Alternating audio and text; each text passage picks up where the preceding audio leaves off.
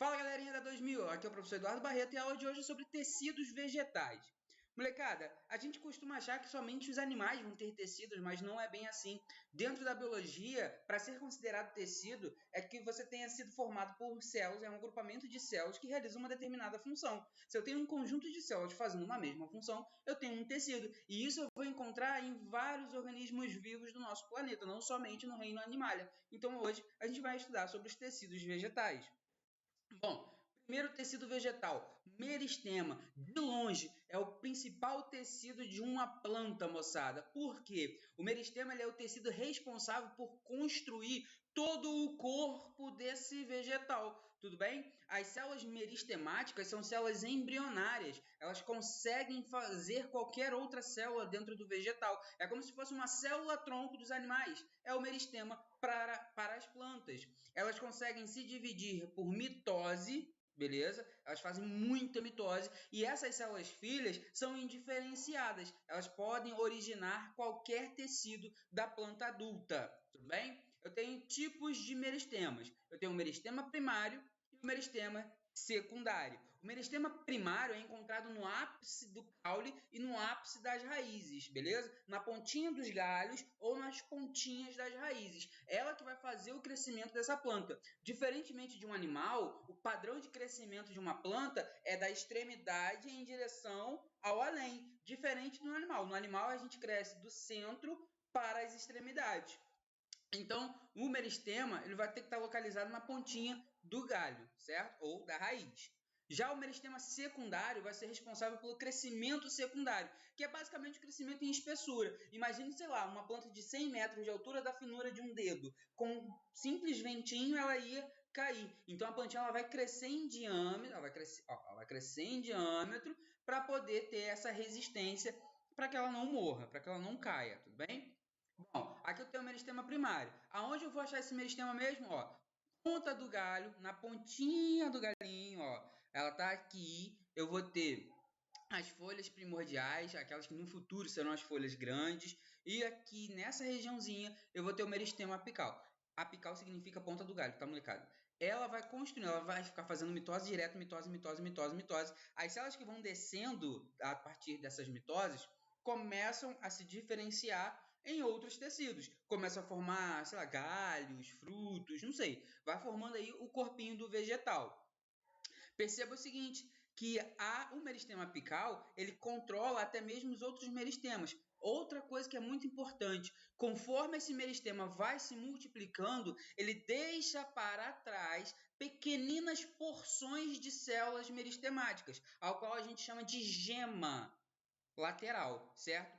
Por exemplo, se eu cortar a pontinha desse galho, significa dizer que a plantinha vai parar de crescer? Ela nunca mais vai crescer? Não. Uma dessas gemas laterais começam a se desenvolver e toma o lugar da gema principal e o vegetal volta a crescer. Por isso que é difícil a gente matar uma planta, por exemplo. A gente corta o galho, depois de um tempo ela já está lá rebrotando tudo de novo. Ela está brotando a partir de uma gema lateral que ficou para trás. É uma estratégia de sobrevivência bem interessante.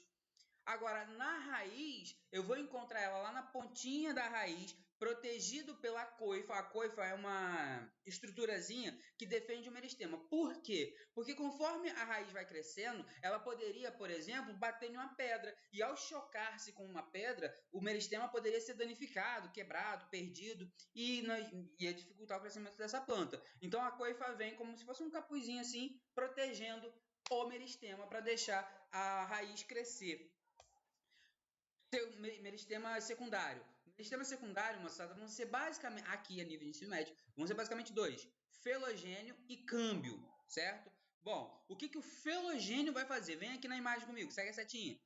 Ó, o felogênio é esse marronzinho mais escuro, fininho, e ele vai construir o suber, também conhecido como casca do tronco, e o feloderma para dentro, que é aquela parte mais lisinha do tronco. Sabe quando a gente arranca um pedaço de casca da árvore? Logo abaixo tem uma região mais lisa, né? Então, vai ser exatamente isso daqui, o feloderma. Então, o felogênio vai construir suber e feloderma. Já o câmbio vai construir xilema para dentro, em direção ao centro do caule, e floema para fora. Já já a gente vai falar sobre xilema e floema.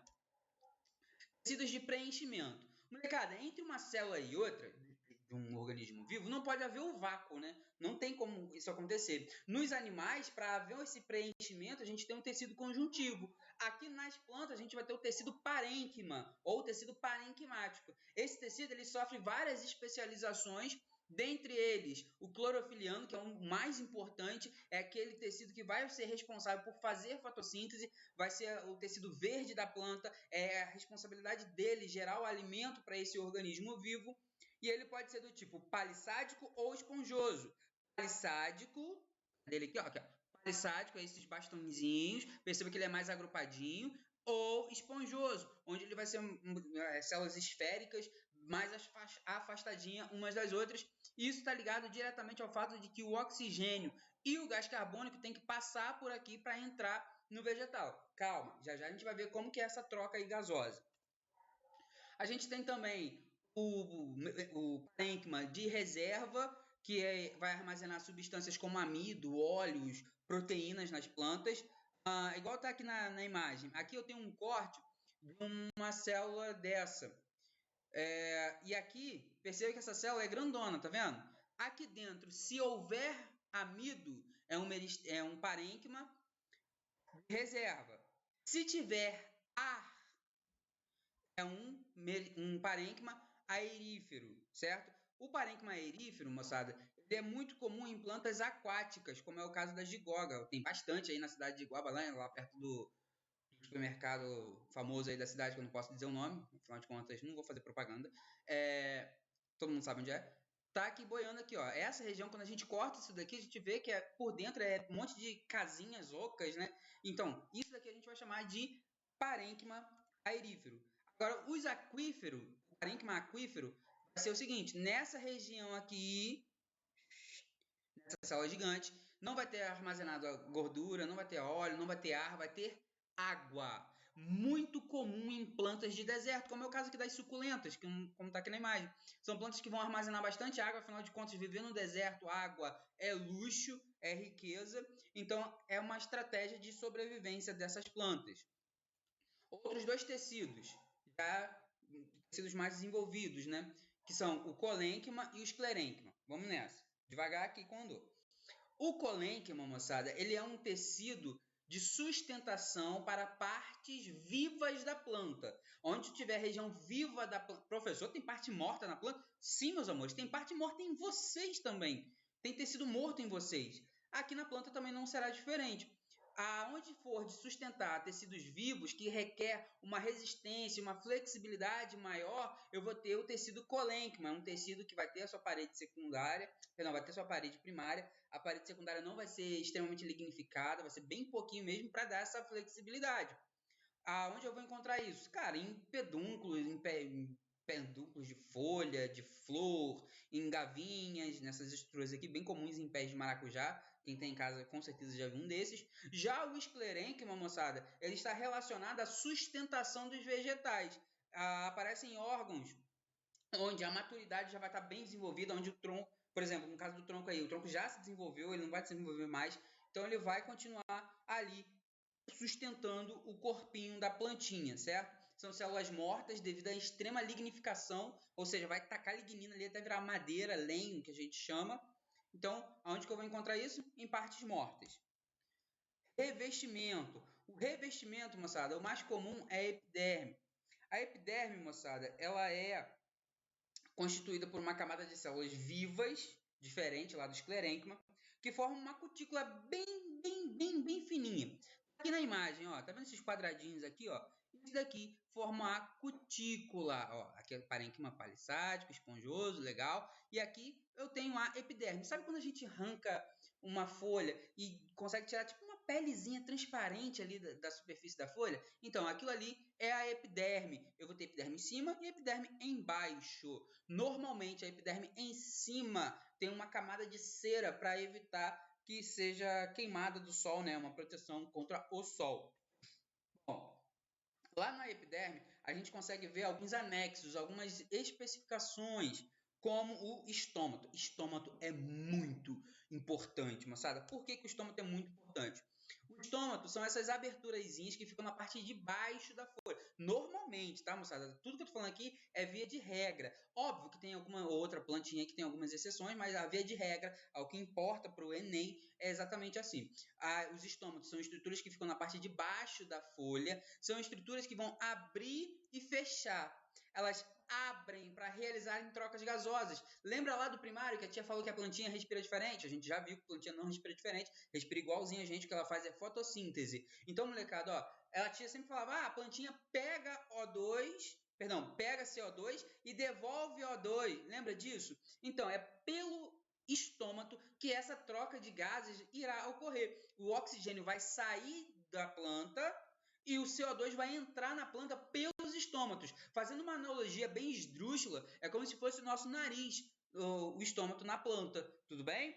Bom, outra especialização é os tricomas, os pelos absorventes e os acúlios. Os tricomas, moçada, são esses pelinhos que ficam aqui, normalmente ligado à defesa, normalmente está ali para dar uma sensação ruim ao paladar dos herbívoros, é uma estratégia de defesa contra a herbivoria. Os acúlios, que popularmente a galera chama de espinho, também é para defesa dessa planta contra... Cara, imagina você tendo que mastigar esse monte de espinho, não ia dar muito certo. Às vezes a gente tem medo até de comer um peixinho por causa de um espinho, imagina comer uma roseira, não ia dar muito certo. E os pelos absorventes são extremamente encontrados lá nas raízes, tá? A gente vai ter uma próxima aula, por sinal, para falar da raiz. Então não vou me aprofundar muito aqui, não. Tecidos condutores. Isso daqui não pode falhar, molecada. Tem que saber tecido condutor. Bom, quais são eles? Xilema e floema. Já falei deles várias vezes. Bom, xilema são os vasos condutores de seiva bruta, também chamada de inorgânica. O que tem lá na seiva bruta, moçada? Água, sais minerais. Nada mais do que isso. Sai da raiz em direção às folhas. São células com bastante lignina. O xilema tem as suas células, ela parece madeira. Parece não, é madeira. A célula condutora é o traqueídeo, o elemento de base. Daqui a pouco a gente vai aprofundar aqui. Já o floema, moçada, são também chamados de Liber. Normalmente no Enem vai chamar de floema mesmo, tá? Ela conduz seiva orgânica ou seiva elaborada. Orgânica elaborada. Mesma coisa, tudo bem? Então vamos lá. A seiva orgânica vai ser água, glicose e produtos, como hormônios vegetais. Calma, a gente vai ver hormônio ainda. Calma. Mas fiquem atentos. Vai ter na seiva orgânica água, glicose e produtos. Show de bola? E o sentido de condução é o oposto. Eu saio lá das folhas em direção à raiz. A raiz ela não faz fotossíntese, mas ela é um tecido vivo. Ela precisa de nutrientes. A nutriente tem que sair lá da folhinha, chegar lá na raiz. Show de bola? O floema também vai conduzir lateralmente, porque ao redor do tronco haverá tecidos vivos, como é o caso do felogênio, aquele tecido lá, o meristema secundário. Tudo bem? Bom, aqui eu tenho as células e vou mostrar aqui para vocês como que funciona. Em azul eu tenho as células do xilema. Perceba que são células grossas, beleza? Por dentro praticamente oco, que é para transportar água com uma certa facilidade. Legal. Também existem alguns xilemas, algumas células aqui, como os traqueídeos, que eles têm perfurações laterais para vazar um pouquinho de água para as laterais, porque as células do lado também precisam de água. Já o floema são células bem fininhas e para piorar ainda, dentro, ó, não sei se vocês conseguem observar aqui na placa crivosa, que por dentro ainda é mais fininho do que a própria célula. Isso faz com que o açúcar demore um pouco a passar para dar tempo à célula companheira, essa célulazinha aqui, ó, que está ao lado, sugar o açúcar, ó, célula companheira, tá aqui. Dá tempo dela sugar esse açúcar e passar para os tecidos que estão ao lado do floema. Molecada, espero que vocês tenham curtido a aula de hoje. Ó, beijão, tarefa online. Eu estou de olho, hein? Parem aí de ficar enrolando. Façam lá as minhas atividades. Logo, logo estaremos de volta para matar a saudade e que a gente possa fazer o melhor possível. Beijão, molecada. Até a próxima!